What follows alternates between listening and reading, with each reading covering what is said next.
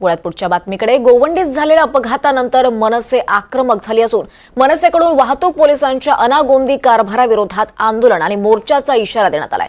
नियमबाह्य पद्धतीने चालणारी ही वाहतूक थांबावी यासाठी मनसेनं 42 वाहतूक शाखांना पत्रव्यवहार केला होता। मात्र प्रशासन ढिम्म असल्याची मनसेची टीका आहे। याबाबत मनसे वाहतूक सेनेचे सरचिटणीस प्रदीप वाघमारे यांच्याशी बातचीत केली। आमचे प्रतिनिधी देवेंद्र कोल्हटकर यांनी।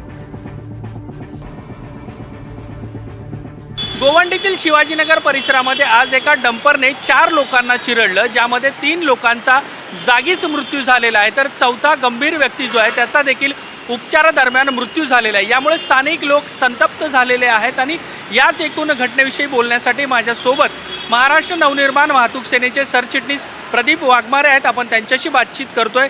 या संपूर्ण घटनेकडे आपण कसं पाहता, आपल्याला काय सांगायचं आहे? मी आपल्या NDTV मराठीच्या माध्यमातून मुंबईतील सर्व नागरिकांना सांगू इच्छितो, त्यांना सावध करू इच्छितो। मुंबई वाहतूक पोलिसांनी संपूर्ण मुंबईभर अवजड वाहनांना काही ठराविक वेळेकरता पूर्ण बंदी घातलेली आहे, परंतु तरीसुद्धा ही अवजड वाहनं बांधकाम करण्यासाठी, बांधकामाचं साहित्य वाहून नेण्यासाठी या प्रवेशबंदीचं उल्लंघन करून सातत्याने मुंबई शहरामध्ये प्रवेश करत आहेत।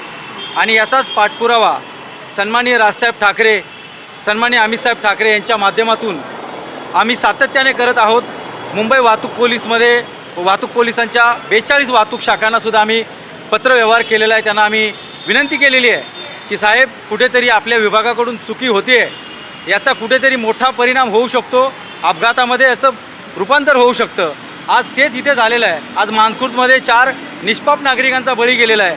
मी तर असं म्हणेन, महाराष्ट्र नवनिर्माण वाहतूक सेना सातत्याने या सर्व मुंबईतील नागरिकांच्या सुरक्षेकरिता दिवस रात्र प्रयत्न करीत आहे, परंतु मुंबई वाहतूक पोलीस याला कुठे दाद देताना दिसत नाही आहेत। त्यांना फक्त महसूल गोळा करायचा आहे। ई चलांच्या माध्यमातून ते फक्त महसूल गोळा करत आहेत आणि नागरिकांना सुरक्षा देतोय या नावाखाली फक्त त्या प्रवेशबंदीचं कागद सगळ्यांना दाखवून दुजाभाव करतायत। आज कंटेनरची वाहतूक करणारी वाहनं मुंबईच्या बाहेर आहेत, त्यांना प्रवेश त्या कालावधीमध्ये मिळत नाही आणि या बांधकामाच्या वाहनांना मिळतो। डंपर येत आहेत, मिक्सर येत आहेत आणि सर्व सळ्या वाहून नेणारे ट्रेलर येत आहेत, परंतु या वाहनांवर बिलकुल कारवाई नाही। ई चलांनी कधीतरी 50 वेळा आल्यानंतर एखादा फोटो काढून त्याच्यावर कारवाई केली जाते। आज मुंबई वाहतूक पोलिसांनी मुंबईतील नागरिकांच्या सुरक्षेकरिता अतिशय काळजीपूर्वक या सर्व नियमांचं पालन केलं पाहिजे, कारण या वाहनांवर क्लीनर नसतो। त्या अवजड वाहन आहे, त्याला दिशा दाखवण्याकरता क्लीनर हवा आहे। त्याला क्लीनर म्हणजेच अटेंडंट असं म्हणतात, परंतु तो नसतो। त्याला तो नसल्यामुळे त्याची 1500 रुपयाची पावती घेतात आणि त्या वाहनाला तसंच पुढे जाऊ देतात।